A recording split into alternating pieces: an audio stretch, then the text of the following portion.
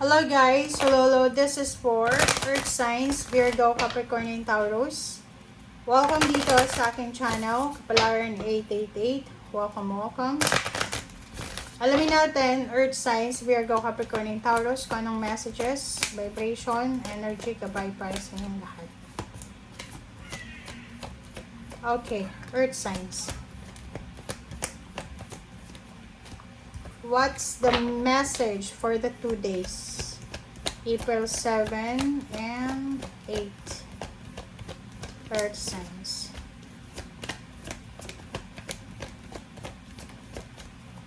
Earth signs. Oh, sorry. Earth signs is imprisonment. Number 2911. Okay. What else? Ano pa ba? Earth signs, Virgo, Capricorn, and Taurus. Virgo, Capricorn, and Taurus. What else? What's message? Oh. Okay. Earth signs. Okay, so Earth signs, meron dito na you are currently, sa kasalukuyan, nasa sitwasyon ka ng imprisonment. It's either literal na nasa jail ka ba, na nakakulong, or pwedeng nakakulong ka sa isang relasyon, pwedeng nagpakasal ka sa isang tao na hindi mo naman mahal. Maybe nakakulong ka sa isang obligations, duties and responsibilities, nakapirma ka sa isang kontrata na hindi ka pwede basta-basta umalis. So, sinasabi dito na you are manifesting. Sa 2 araw na ito, nagmamanifest ka na sana makaalis ka na dyan, makalaya ka na. You're manifesting na sana makalaya ka na sa imprisonment na yan, sa restrictions na yan, sa stagnation na yan, sa delays na yan, or whatever man na yan na pinagdadaanan mo, lalo na sa finances. Another, mayroon ditong earth signs, Virgo, Capricorn, and Taurus na maybe sa loob ng family to. So, posibleng sa 2 araw na ito, makatanggap ka ng balita na isa sa mga like parents mo, or pwedeng siblings, lolo, lola, or pwedeng ikaw mismo, pwedeng magkaroon ka ng bad news about sa health mo. So, nakikita ko sa'yo dito na if ever nakapamilya mo siya, so like for example, nakatanggap ka ng balita na si ganyan ganito na hospital, or si ganyan ganito, or may nangyari sa kanya, nakikita ko sa'yo dito na wala kang magagawa kasi you're imprisoned sa poverty. Parang ganon.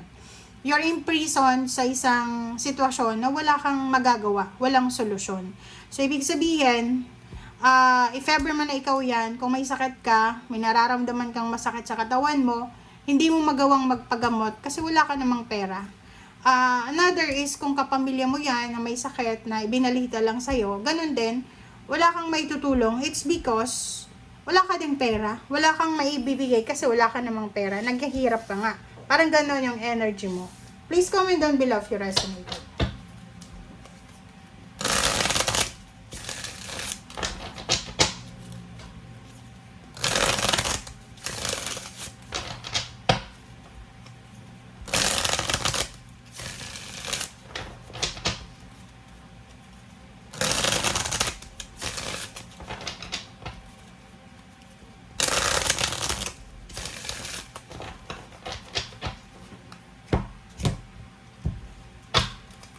Okay. First card natin is Knight of Wands. Second is the Strength. Next is Ten of Wands. Okay. And next is Knight of Swords. And the Hermit. So, kung makikita mo dito, sa 5 cards mo na yan, sinasabi ng bara sa'yo dito, Earth Signs, na isang, isang, like for example, excitement, like gusto mong ma-excite, parang ganon. Gusto mong ma-excite, gusto mong magkaroon ng inspiration, ng motivation, but bigla kang napapaisip na, ay, hindi pala ako pwedeng ma-excite kasi may problema pa ako, parang ganon. So, sa 2 days na to, nakikita ko na you need to be strong, you need to be courageous, you need to be excited, kasi ang dami mong problema. Nasa 10 of Wands ka It's either you're working, may trabaho ka ba, or may negosyo ka ba, or whatever man na pinagdadaanan mo sa ngayon. Nakikita ko na sobra-sobra kang abala. Multitasker ka dito Yung parang pakiramdam mo, kulang yung araw mo sa mga obligations and responsibilities mo. Sabi ng bara sa'yo dito na, yun na nga, may mga balita ka na matatanggap, communication, by chat, by email, or whatever man yan. And sinasabi ng bara sa'yo dito na huwag kang magdedesisyon ng padalos-dalos. The Hermit is here, sinasabi na pag-isipan mong mabuti. Okay? Mag-isip ka ng mabuti ng solusyon sa kung ano man yan na problema na yan. Ang nakikita natin dito, since ganun naman talaga yung ano nyo yung energy mo. Ang energy kasi ng earth signs is literal na importante sa kanila yung pera. Kasi earth signs sila They are parang connected sila sa financial. So, nakafocus kayo sa pera. Pag wala kayong pera, mainit yung ulo nyo. Pag wala kayong pera, nawawala kayo sa mood. So, eto, sa sitwasyon mo na to, talagang wala kang pera.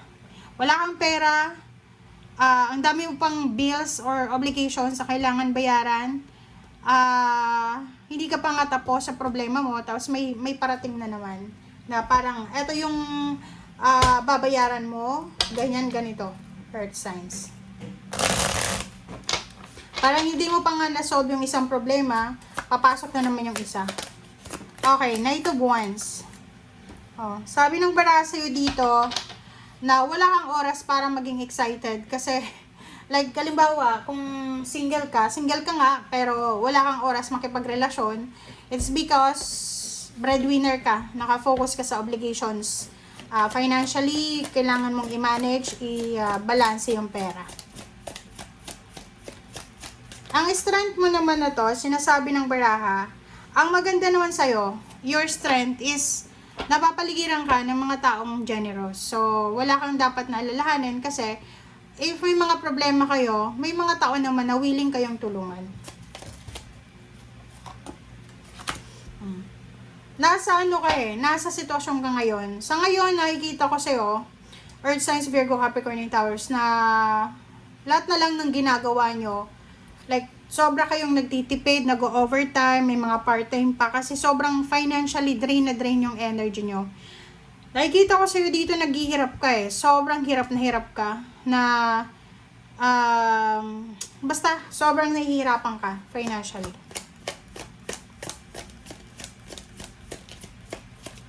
Parang pagod na pagod ka sa pagmamanage, ano bang tawag doon? Talagang ganun. Pagod na pagod ka sa pagmamanage ng finances mo, ng bills mo, ganyan.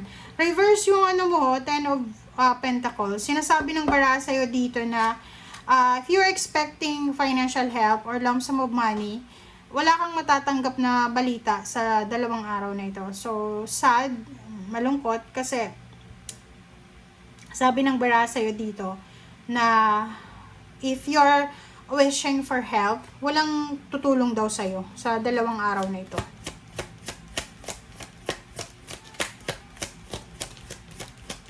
Okay, what's the last card? Sabi ng bara sa'yo dito, Earth Signs, kinakailangan mo daw na pag-isipang mabuti. Okay, mag-isip ka daw. Kailangan mo daw pag-isipang mabuti kung ano ba ang tamang diskarte. Parang sinasabi ng bara sa'yo na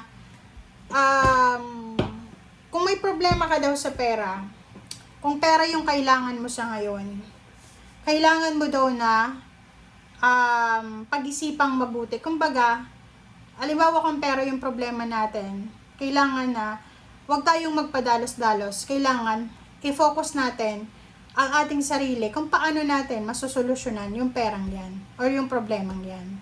Kasi itong King of Pentacles, ito yung solusyon. Etong Hermit, ito yung iisipin natin. So, kung ang problema natin is 5 of Pentacles, and yung problema mo is 2 of Pentacles, tapos yung reverse pa yung 10 of Pentacles dito, talagang kailangan mo siguro dito ng pahinga. Kasi kahit anong gawin mo na solusyon, physically drained ka diba? Pagod na yung isip mo, yung katawan mo, yung puso mo, may problema ka pa sa pera. Anong kahihinatnan yan? So, kailangan mong mag-distress, mag-relax ka, magpahinga ka kahit 2 araw or 2 oras. Kasi eto, nabarahan to, sinasabi sa'yo na hindi mo makukuha yung solusyon kung physically, mentally drained ka. Okay? So, thank you guys. Bye!